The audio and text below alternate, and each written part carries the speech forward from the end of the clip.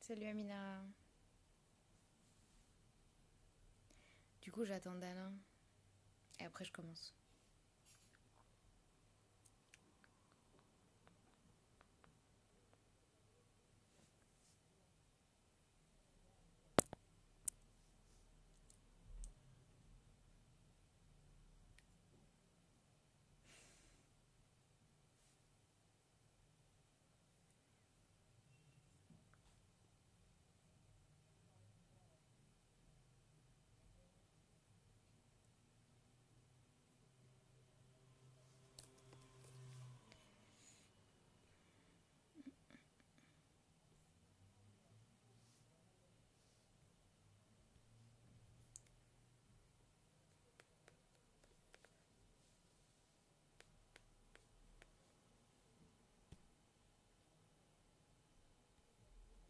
J'aime bien comment je suis obligée d'attendre une personne pour commencer. Donc la personne n'est pas là. Dana, où es-tu?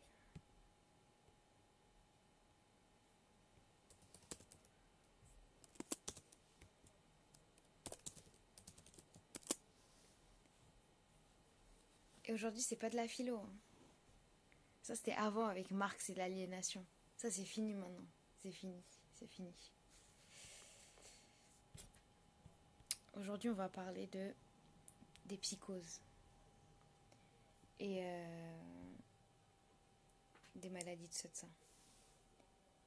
Ouais, j'avoue, je pense qu'on va faire ça.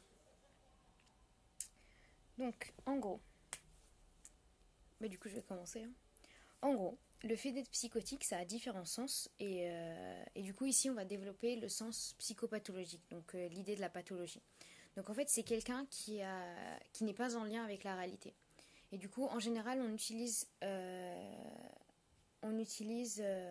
a un différent sens. Le sens de certains mots est différent quand on parle de.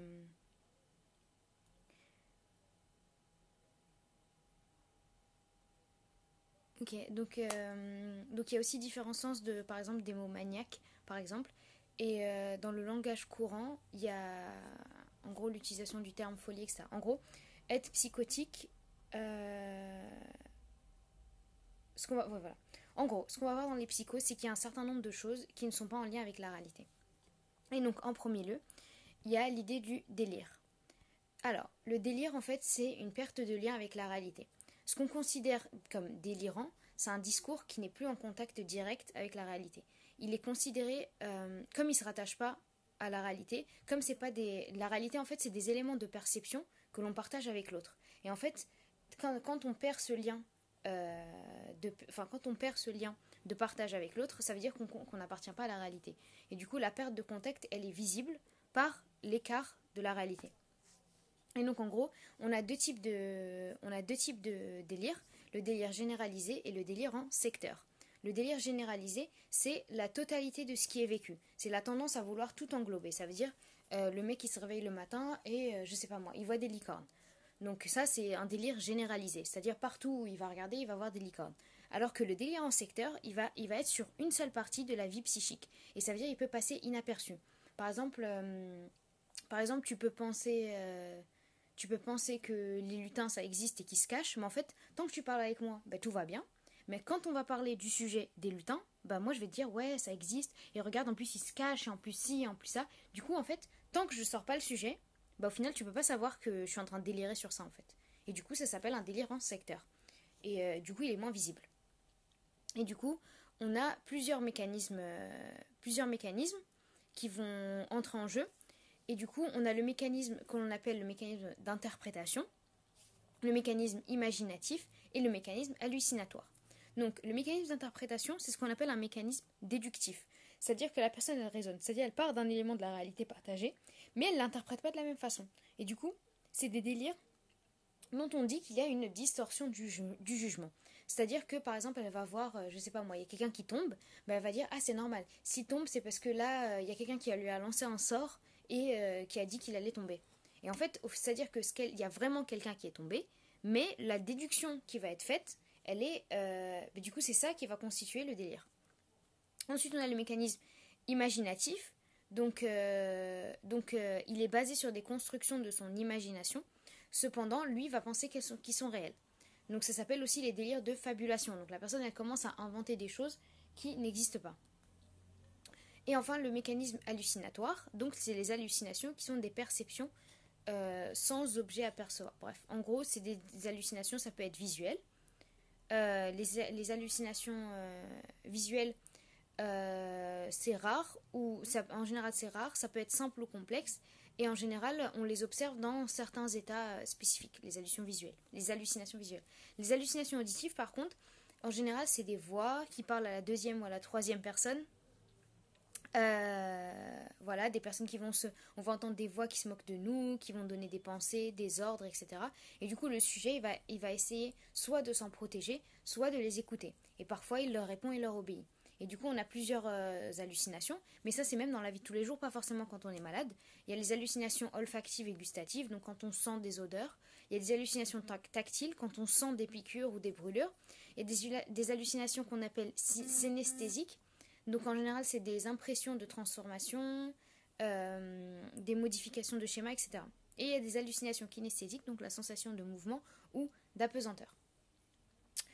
Ensuite, on a plusieurs mécanismes.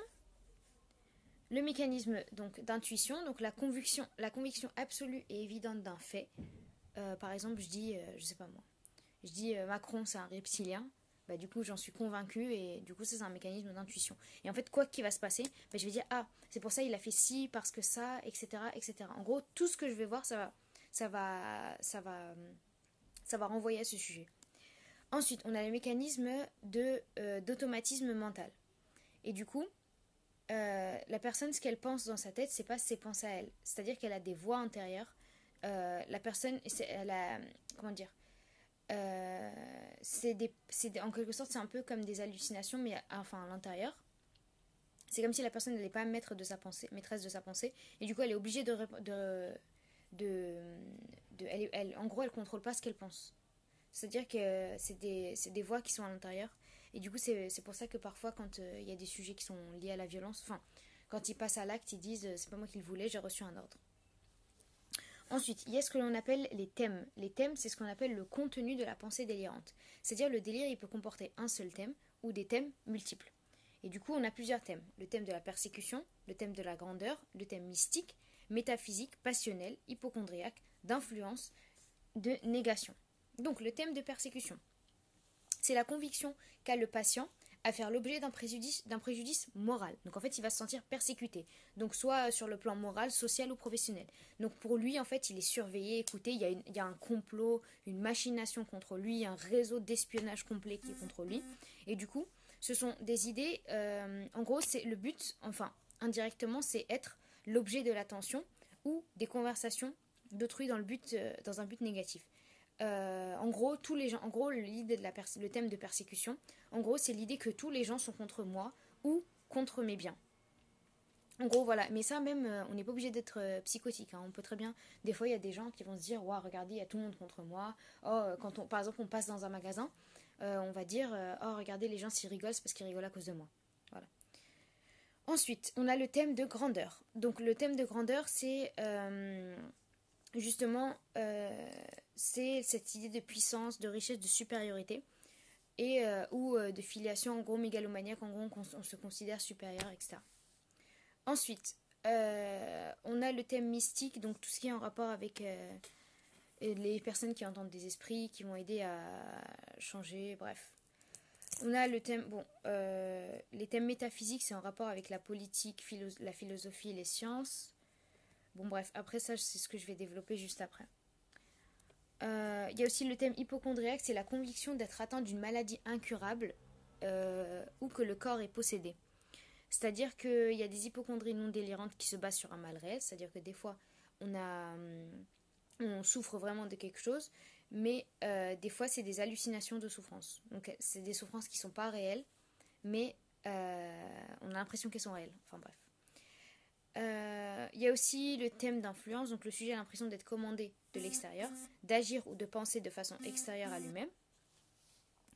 Et le thème de négation, c'est des auto-accusations délirantes, l'idée de malheur, d'indignité, etc.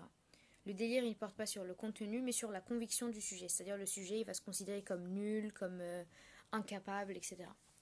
En gros. Donc, ça, c'était une petite présentation. Maintenant, on va passer au type du coup, de délire. Et donc ce qu'on appelle la sémiologie, c'est la science des signes cliniques. En gros, la science des symptômes. Donc l'idée d'étudier, le fait d'étudier les symptômes. Le symptôme, il faut savoir qu'en psychologie, c'est un signe psychique. En gros, c'est le symptôme qui va te permettre de reconnaître une maladie plutôt qu'une autre. On va étudier les différentes formes que peut prendre les symptômes de la paranoïa. Et donc, les formes sont variables, et donc un même symptôme ne va pas se développer de la même manière. Donc là, on est dans le domaine de la paranoïa. Voilà. Ensuite, donc on a... attendez.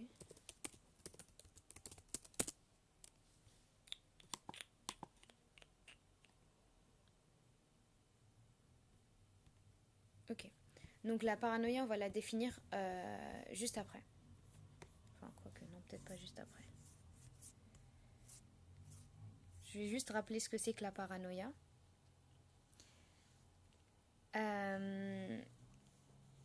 La paranoïa, en fait, c'est le sujet qui va constamment repenser sa place.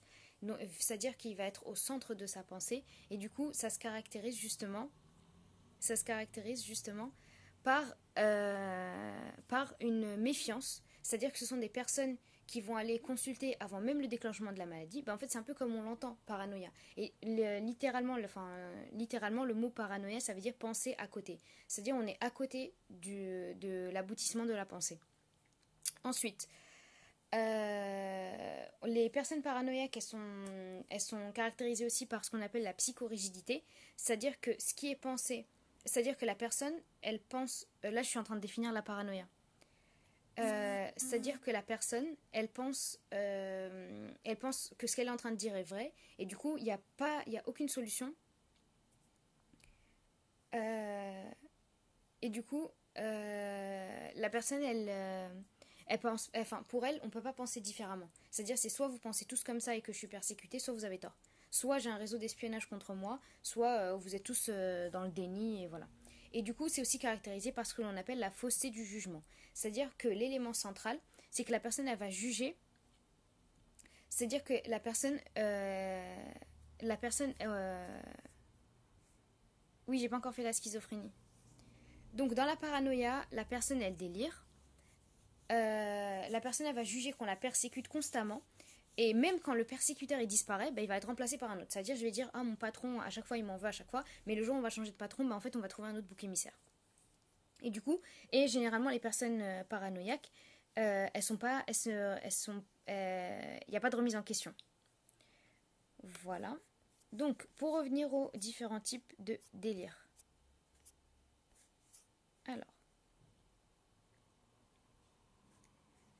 Alors, ok. Donc dans le délire de persécution, justement qu'on retrouve dans la paranoïa, on a ce que l'on appelle... Ok. Donc on a plusieurs délires.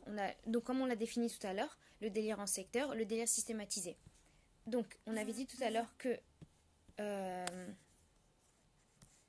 le délire systématisé, généralisé, il englobe la totalité, alors que le délire en secteur, il va être spécifique à une partie de la vie psychique.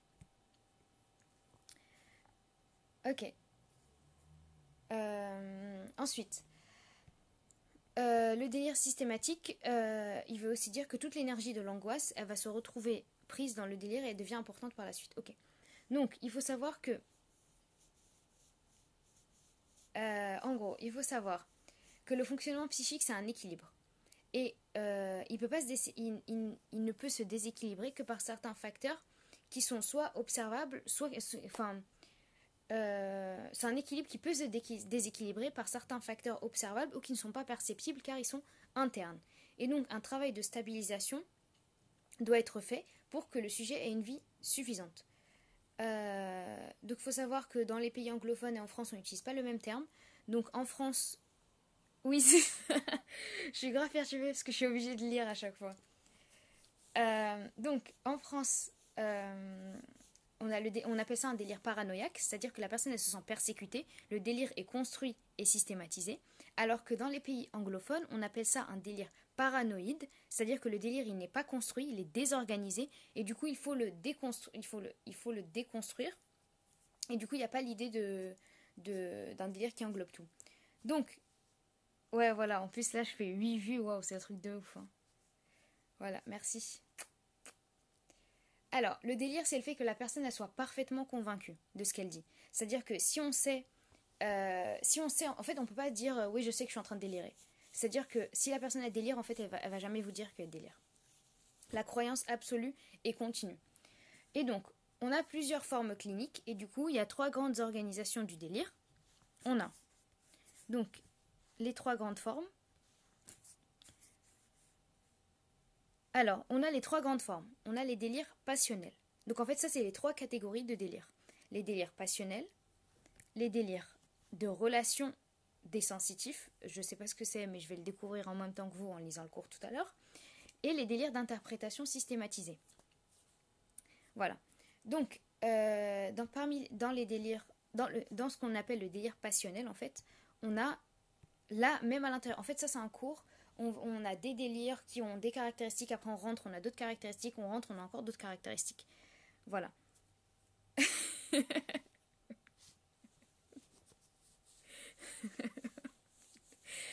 Et arrêtez de me perturber. Ok, déjà je suis perdue avec ce cours. Ok. Ok. Donc, le délire passionnel. Donc, dans le délire passionnel, on a 3 autres caractéristiques. On a le délire de revendication, le délire de jalousie et l'érotomanie. Du coup, ça, c'est les 3 types de délires qu'on peut avoir. Et du coup, en fait, c'est 3 types de délires qu'on peut avoir qui sont dans la famille des délires passionnels. Voilà. Voilà. Donc, alors, les délires passionnels. On va commencer par ce qu'on appelle l'érotomanie. Alors, celui-là, en fait, il fait un petit peu pitié, mais il est facile à retenir. L'érotomanie, en fait, c'est l'illusion. Alors, je suis en train de faire un live. Je sais. Merci. Merci.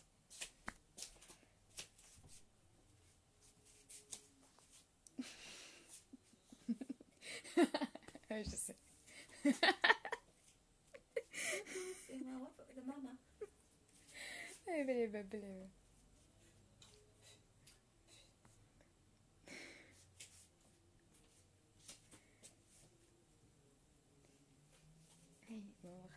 Coucou, c'est maman. À tout à l'heure. Ouais, ouais. Bon, excusez-moi. Ma mère est venue me déranger. Alors.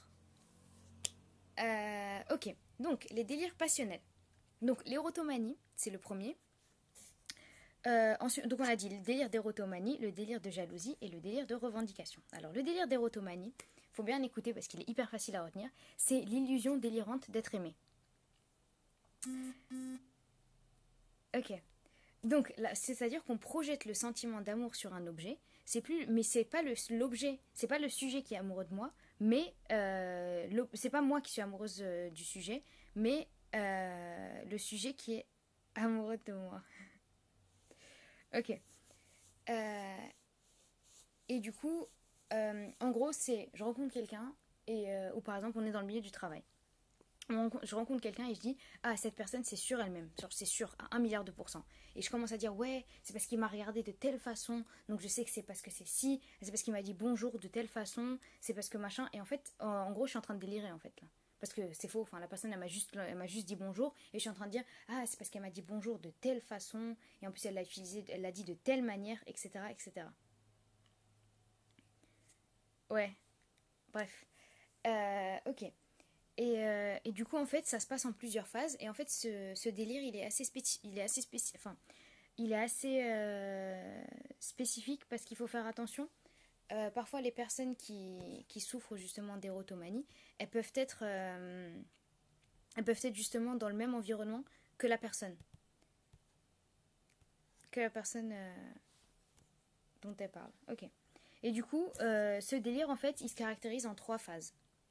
La première, c'est la phase d'espoir. La deuxième, c'est la phase de découragement. Et la troisième, c'est la phase de rancune. Du coup, pour vous l'expliquer, je vais utiliser du coup un exemple. C'est comme si je disais, je sais pas moi, je vais utiliser, donnez-moi un acteur connu, histoire de rendre l'exemple un peu plus vivant. Est-ce que quelqu'un va me répondre ou on va me mettre un vent? Bon bah ce sera un vent. Bon, du coup, le prof, il avait pris Omar Sy. C'est comme si la personne, elle dit oh, Omar Sy, il est amoureux de moi.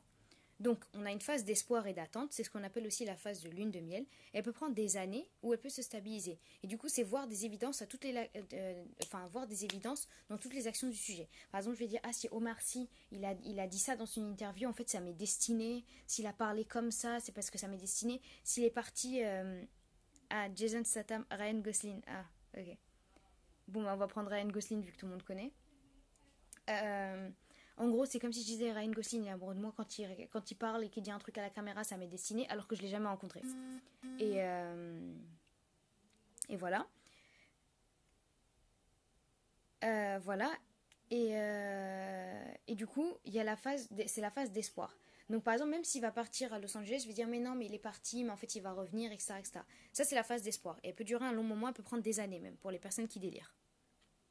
Ensuite, il y a ce qu'on appelle la phase de découragement. C'est-à-dire que ça peut, après quelques semaines ou quelques mois, la personne elle retombe sur la réalité en fait.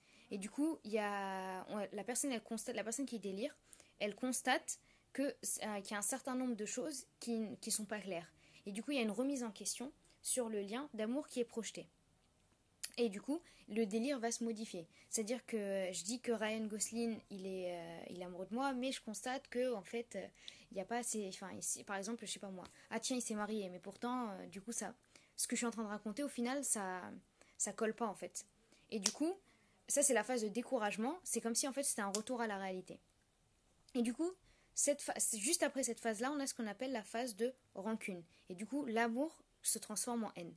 Et du coup, le manque de signes, en fait, c'est ce qui va entraîner l'inverse. Du coup, il m'aime pas, mais il me déteste. Et du coup, comme lui, il me déteste, parce qu'il m'a pas montré de signes, bah, du coup, je vais ressentir des sentiments de haine envers cette personne.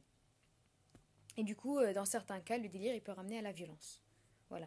Donc ça, là, j'ai pris un exemple plutôt général avec la personne qu'on côtoie jamais, mais des fois, ça peut être avec des personnes qu'on côtoie tous les jours dans le monde du travail. Et c'est pour ça que c'est assez subtil, parce qu'on peut jamais vraiment savoir si le patient, il est vraiment en train de délirer ou s'il a vraiment des signes devant lui. Voilà.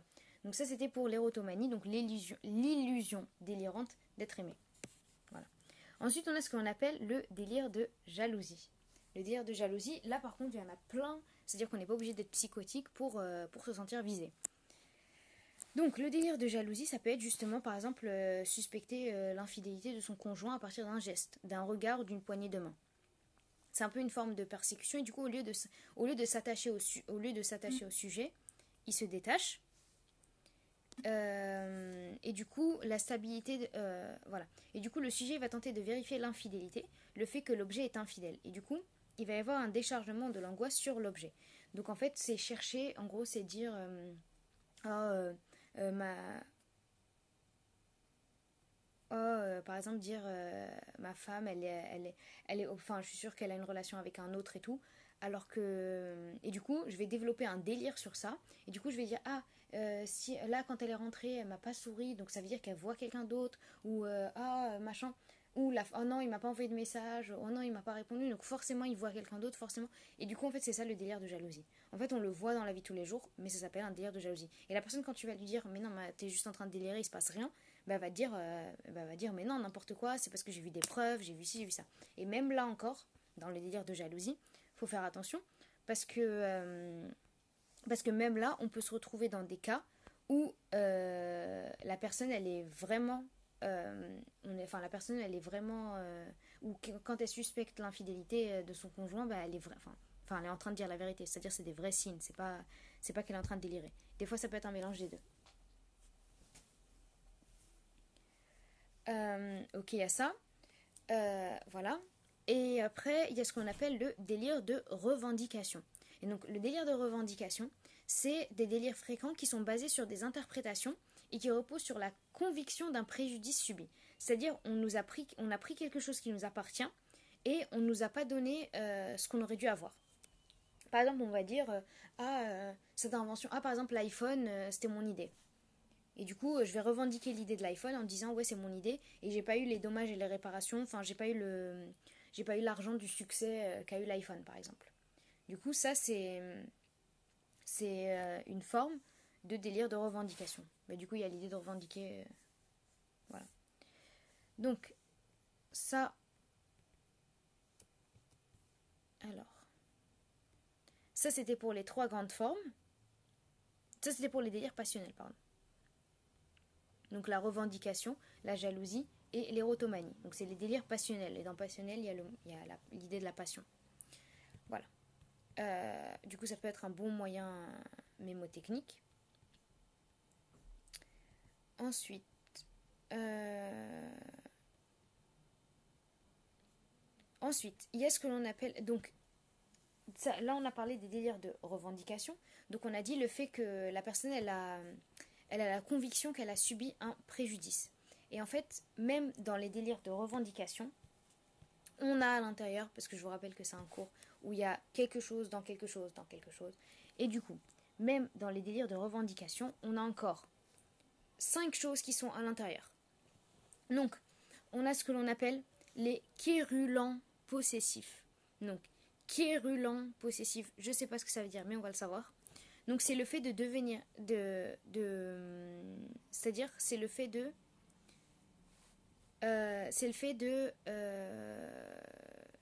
voilà.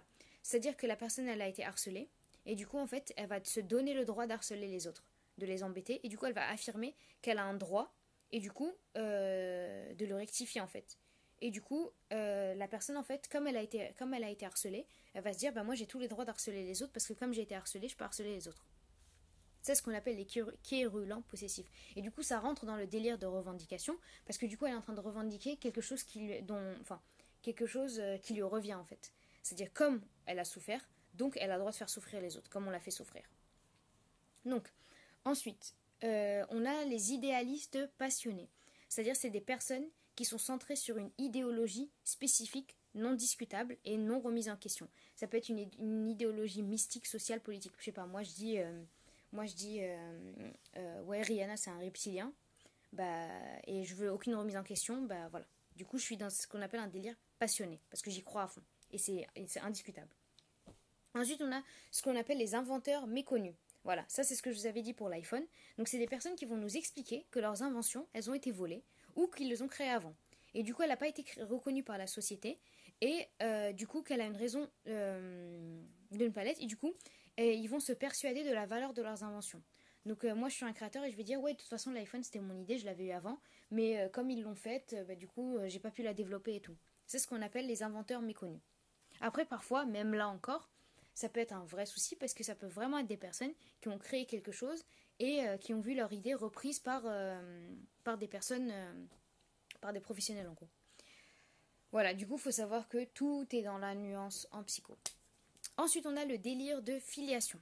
Donc, le délire de filiation, c'est la personne qui va mettre en avant le fait qu'elle a été qu'on lui a pris quelque chose qui lui devait être rendu. Et en général, c'est l'héritage. Donc, et avant tout, c'est l'héritage en tant que place sociale. C'est-à-dire que la personne, en fait, elle va se dire oui, moi, je suis le petit-fils d'Einstein. Et du coup, comme je suis le petit-fils d'Einstein, je dois avoir une place spécifique du coup, des petits-enfants d'Einstein. Ou par exemple les enfants de Michael Jackson, etc., etc. Et du coup, c'est ce qu'on appelle le délire de filiation. Et ça, on le voit parfois, il y a des personnes qui se revendiquent, toujours dans le délire de revendication en fait. Donc le délire de filiation, il est dans le délire de revendication.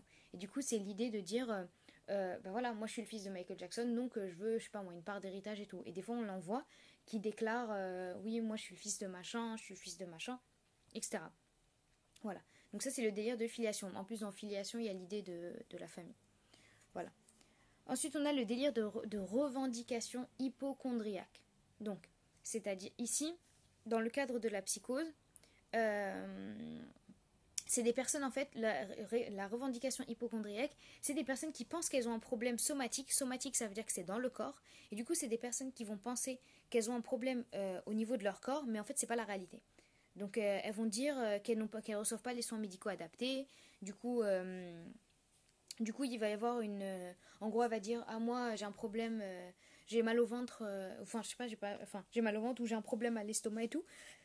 Alors après avoir fait tous les tests possibles, on sait que la personne, elle a rien. Et que du coup, la personne, elle a vraiment rien.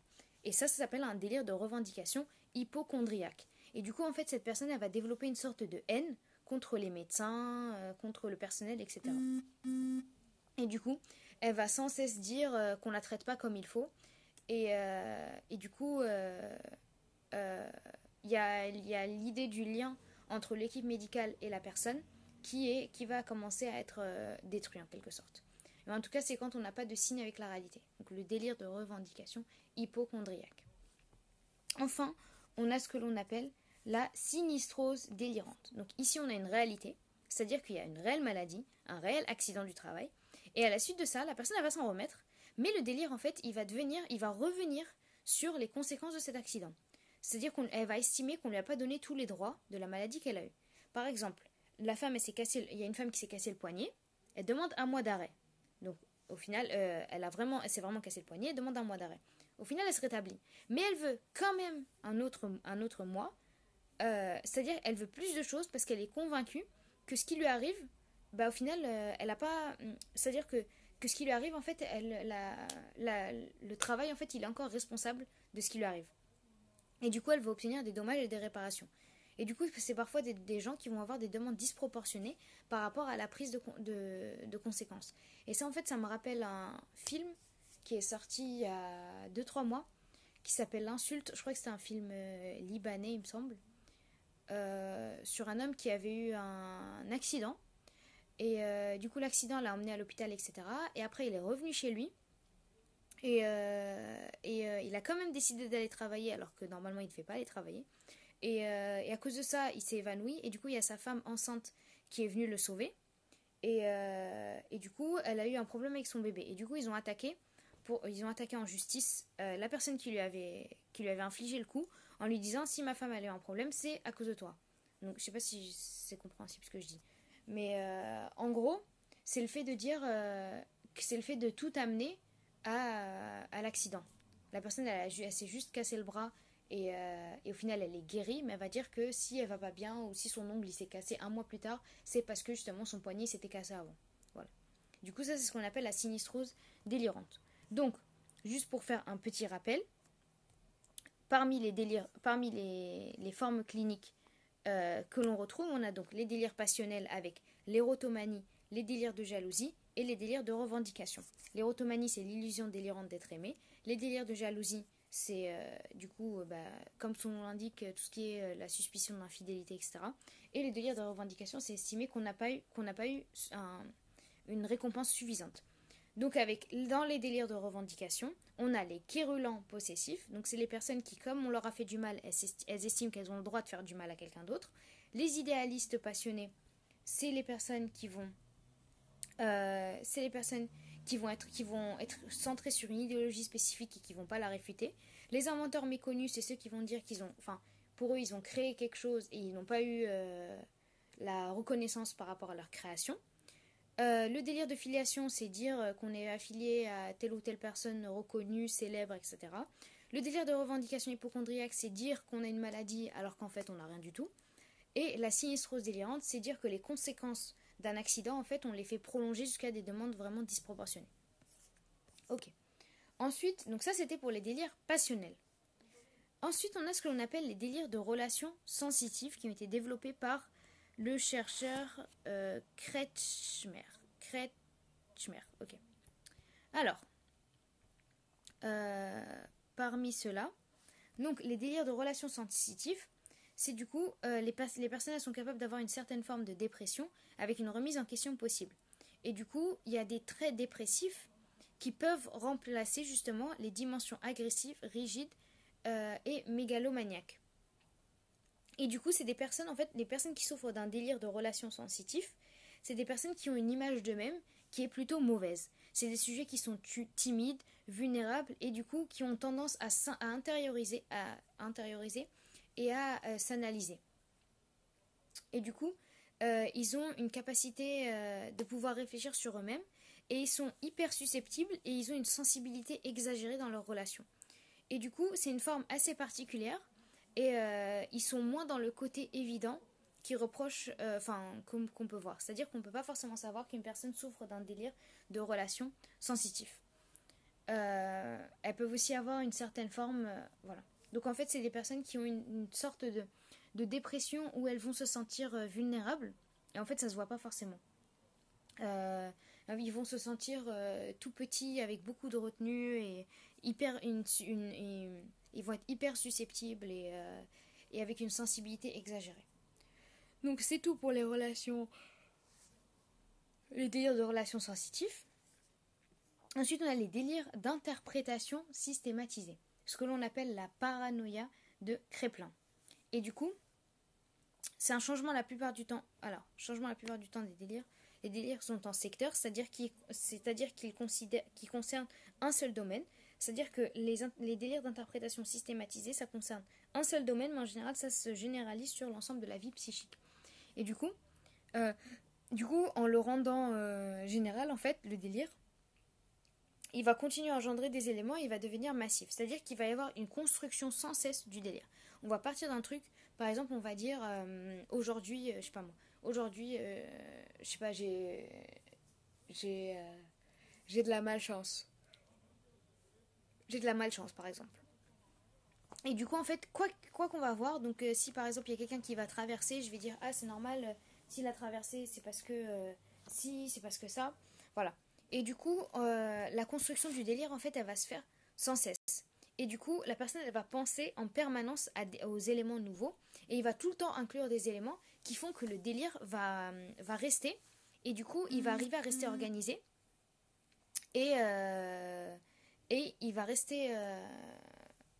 du coup, la perception, elle va rester exacte. Et du coup, la sensation... C'est-à-dire que même s'il y a une sensation qui est réelle, elle va donner... même si la sensation, elle est réelle, elle va donner immédiatement l'occasion d'un raisonnement qui est faux et des jugements qui sont viciés en raison d'induction et de déduction étonnées. Enfin, c'est bizarre. Okay. Du coup, l'aléatoire devient interactionnel et du coup, le hasard est nié. C'est-à-dire que la personne, en fait, elle va dire que tout ce qui lui arrive, il lui arrive dans un cas très précis. Si c'est comme ça, c'est parce que ça doit arriver pour que ça arrive, pour que ci, pour que ça. Voilà. Et du coup, on va avoir des moments où la même problématique va s'organiser différemment par rapport à l'environnement. Et du coup, cette variation d'organisation, elle est due... elle permet de déterminer des éléments délirants du sujet parce que la forme de la relation varie et qui a installé la forme... Voilà, c'est ça. En gros, le délire d'interprétation systématisée, il dépend toujours de la situation dans laquelle on est. C'est-à-dire que, par exemple, on ne peut pas délirer sur le fait que notre voisin nous en veut si on n'a pas de voisin. Donc ça reste toujours des choses qui sont en rapport avec ce qui est disponible devant nous. Et du coup, l'idée de cette paranoïa, c'est aussi l'idée d'avoir quelque chose qui se rapproche du réel. Ok. Ensuite, on passe au diagnostic différentiel.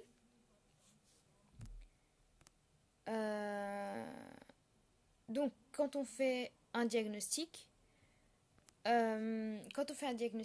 on va voir, voilà, c'est-à-dire que quand on va traiter un patient et qu'on va essayer de faire un diagnostic, il va y avoir des signes que l'on va voir et qui vont renvoyer à d'autres diagnostics justement. C'est-à-dire que si tu vois la personne, je sais pas moi, elle dort toute la journée par exemple, c'est pas forcément qu'elle est dépressive. C'est-à-dire que ça peut renvoyer à la dépression, mais ça peut être plusieurs choses.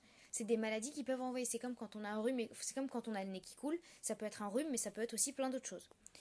Et du coup, c'est comme par exemple pour les rituels, donc chez les personnes autistes ou chez les personnes obsessionnelles, ou même dans certaines psychoses, les personnes elles vont avoir des rituels. Je sais pas, regarder 1 milliard de fois si la porte elle est bien fermée. Il y a des personnes, si on voit ça, c'est pas parce que on voit ça que la personne forcément elle souffre d'une névrose obsessionnelle. Ça peut très bien être un autiste, par exemple. Et du coup, on a d'autres formes de psychose avec des délires. Et donc, si l'organisation du délire elle se maintient au cours du temps, en gros, si le délire, si un certain délire spécifique il se maintient au cours du temps, ça peut justement être lié à une certaine psychose. Et du coup, le délire avec des formes paranoïaques, enfin, en gros, les délires avec des formes paranoïaques, euh, oula.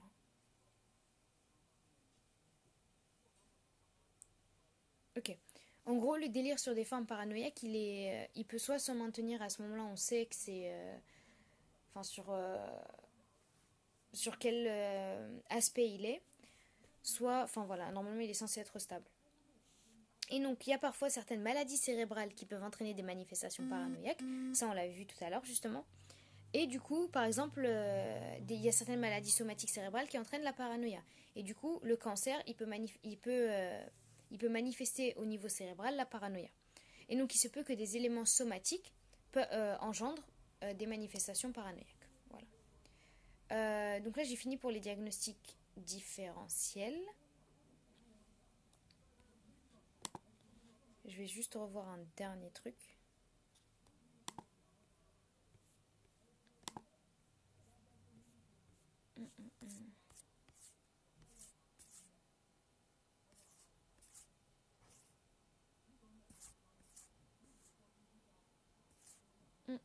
Voilà. Voilà. Voilà. Donc par exemple, juste pour revenir, parfois dans la schizophrénie, on va avoir des délires, parfois dans la schizophrénie, on va avoir des délires qui sont systématisés, c'est-à-dire qu'ils vont être sur certains aspects précis. Par exemple, le délire de revendication, le fait de dire que cette invention elle m'appartient ou que j'ai pas été estimée à ma juste valeur, ça on peut le retrouver dans certaines schizophrénies. Et des fois, c'est difficile de savoir si la personne elle est schizophrène ou si c'est un délire paranoïaque. Et du coup, on ne peut pas savoir si c'est une paranoïa constituée qui se met en place ou un délire, ou juste si c'est une paranoïa qui se met en place ou un délire schizophrénique. Et du coup, l'idée c'est d'observer s'il se maintient au cours du temps. Et c'est comme par exemple dans certaines phases de la psychose maniaco-dépressive, donc la bipolarité, il y a des phases maniaques qui peuvent avoir les mêmes formes que la paranoïa, mais qui ne vont pas se maintenir. Et le fait qu'elles ne se maintiennent pas, c'est la preuve qu'on n'est pas dans une paranoïa. Et pareil, il y a certains délires qui vont prendre la forme d'une paranoïa, mais qui ne vont pas se maintenir. Et du coup, un délire stable va se constituer sur des éléments déjà présents, et il n'efface pas les éléments précédents. C'est-à-dire que quand la personne est en train de délirer sur quelque chose, elle va toujours ajouter des choses, mais elle ne va pas nier ce qui s'est passé. Et voilà. Et donc, voilà. Et du coup, comme on a dit, la construction du délire, il peut y avoir une souffrance au niveau corporel qui entraîne la construction d'un délire au niveau psychique. Par exemple, quand on souffre d'un cancer, etc. Voilà. Voilà. Donc là, j'ai fini la partie sur les psychoses. Et du coup, je vais passer au syndrome schizophrénique. Et oui, je vais vous envoyer le cours que je suis en train de suivre. Voilà, voilà. À tout de suite.